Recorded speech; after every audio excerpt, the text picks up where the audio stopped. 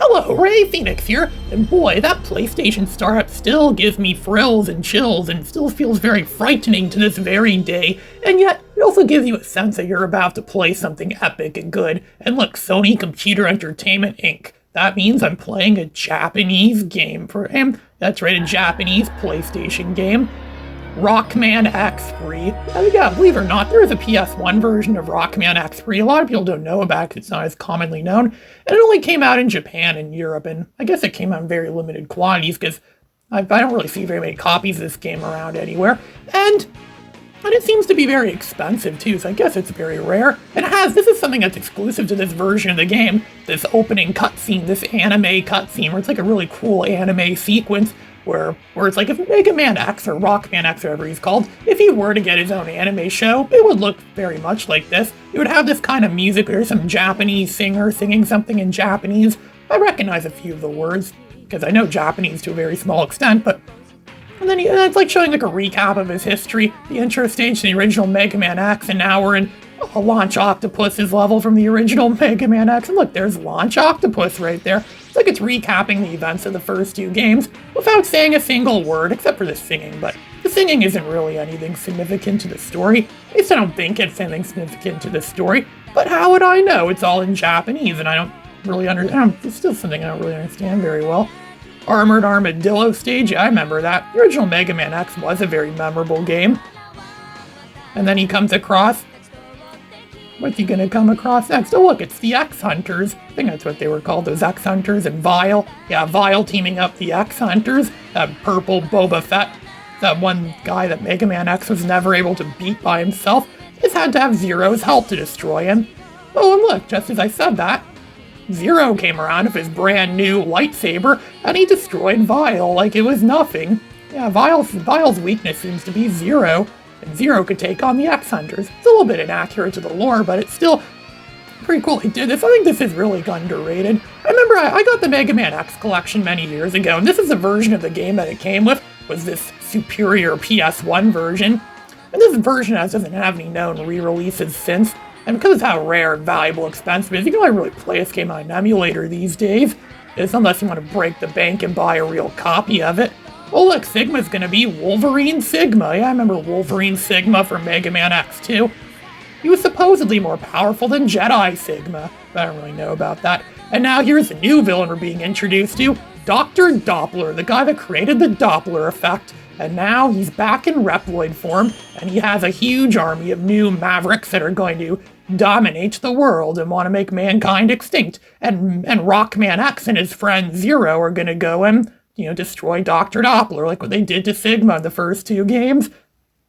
Yeah, making a mad scientist the main villain of something sounds a little bit cliche, I think. I mean, that's what every classic Mega Man game is really the premise of. And tons of other games have that premise too, like Sonic the Hedgehog or Crash Bandicoot, or it's starting to become a bit of a cliche. And this game's starting to ride on that cliche. It's this giving story saying that Dr. Doppler has emerged in the year 21X, and he has a new plot to send his Mavericks to destroy mankind. And X and Zero are being deployed to go and fight them off. And it's like all calm before the storm. It's all peaceful before anything else is going to happen. All the text. This game only seems to use hiragana and katakana text, which is perfect for me because those are the only two alphabets I really know a lot. I've really studied and know how to read to an extent. Yeah, I can read a lot of this. I don't know what it necessarily means, but I know how to read quite a bit of this. It's saying that these new Mavericks under command of Dr. Doppler were introduced to his logo now, the Doppler logo, yeah, big D. Wonder when they'll run out of letters in the alphabet. How many villains have we seen so far? Pretty much used every known letter in the alphabet. And they always seem to use the Latin alphabet too. Never seem to use Japanese letters. The thing that X and Zero are being deployed. They're the greatest duo of this. They're the most iconic duo of this series, the X and Zero, the complementary colors of red and blue. And they're going to take on Dr. Doppler. There's more stuff saying that they're back and stuff. And Dr. Doppler is launching an attack on, I think it's the Maverick Hunter HQ, their main base, and Dr. Doppler is launching an attack. Looks like something you'd see on an SNES game. Graphically, the graphics are mostly the same in this version as they were in the SNES version. I think there might be some parts that are more smoother or more refined. That might be due to the fact it's a PlayStation game, which, it's on a disc, so it's going to be lots smoother. The soundtrack is very different too. The soundtrack, I mean, it's the same music, but it's clearly been like digitally, like it's CD quality music. It's like really like, and I think this disc even is one of those discs where if you put it into a CD player, you can actually listen to the songs. At least that's what it looked like when I found it. And the music is the music is different. Like I said, it's like PlayStation quality, CD quality. It's not cartridge quality, it's CD quality. It's gonna have like a very smooth and clean sounding sound to it. And it's of course been remixed as well too for this version, which is one of the things that makes this version, you know, the more interesting, unique version of the game. And this version of the game doesn't really get a lot of attention for some reason. People seem to ignore this version a lot. Heck, even Capcom seems to ignore the fact that this version exists. So that's why I'm going to be covering this version of the game. This is the more superior version of the game. The definitive Rockman X3, if you will. Exu, that's right, that says Exu. Because they wrote it in katakana, it would be pronounced as Exu. This is where the game's actually going to begin. Ready? Of course it's going to make us do an intro stage. Rockman X invented the intro stage, and then somehow later found its way into the classic Mega Man series. And then it somehow left the classic Mega Man series too, because I just recently played Mega Man 11, and that game doesn't have an intro stage. I thought it would, but it doesn't. And I think this is the first game in the series where dashing doesn't make X's attacks do double damage like it did in the first two games. Yeah, if you don't think about using dashing as a way to deal more damage, this guy, I remember his name was Mac in the American version, I don't know what his name is in this version. He's someone that we think is our friend, but oh look, he did the same to us as Vile did to us in the first game.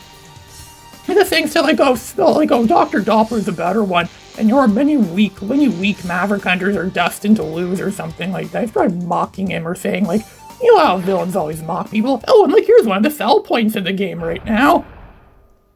This is the first time I get to play as Mega Man X's red friend, his red sidekick that seems to be superior to him or a better fighter than he is.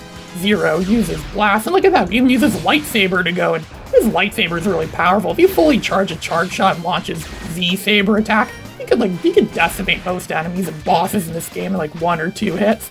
Unfortunately, you can't play as him for most bosses in this game, so that's kind of a useless thing a lot of the time. You can actually play as him in some levels in some parts of this game where you could you can use him, but there are a lot of restrictions and limitations. You can't do a lot of things that X can do. And the worst part is if you get killed once at Zero, you can't use him again for the rest of the game. Which is quite a shame, really. It's like, this premise was really cool. It's why they did more of it. I mean, X3 was a very ambitious game, I get it. They wanted to make each game more ambitious than the last. But we got to a point where they got so ambitious that it's just like, well, how much more ambitious could you get? And some of their new ideas didn't really work very well. Like the Zero idea where he's playable, but to a very small extent. So I'm not going to be using Zero that much in this game. I wonder if anyone made a mod where you could fully play as Zero in this game. I know someone made a mod like that, or a ROM hack like that for the original Rockman X. Zero's the boss, because most intro stages have a boss with the D under his health bar, meaning he's affiliated with Dr. Doppler. You just kill this guy easy just by sending a few fully charged X-Buster shots into his head, into his face, like that. Look, he even has a mustache. He even looks a bit like Dr. Doppler, too. Looks like a typical boss you'd see in an SNES era game. I heard this game didn't really sell as well, mostly because it came out at a time when SNES games or these kinds of games are starting to become dated. But people are getting more interested in PlayStation, kind of like what Vector Man was. I mean, kind of like a Vector Man was ignored by a lot of people for a similar reason. So Zero's going to come, he's going to say, oh, if you need any help throughout the game, just give me a call. Take out your Star Trek communicator flip cell phone, and you could give me a call if you need any assistance. I mean, I remember Nintendo Capri Sun thought he was just saying it to be nice, and it's like, oh wait, you could actually call Zero in this game and have him come and, oh, that was a nice thing, but like I said, it's a very flawed idea. And Mega Man X actually has a cell phone, like a flip cell phone, which are pretty cool, actually. They're a lot better than those dumb tablet nuggets we use today that don't flip open and are just a screen that's hard to press stuff. You have to type it and press on the screen. Yeah, that is a flawed idea.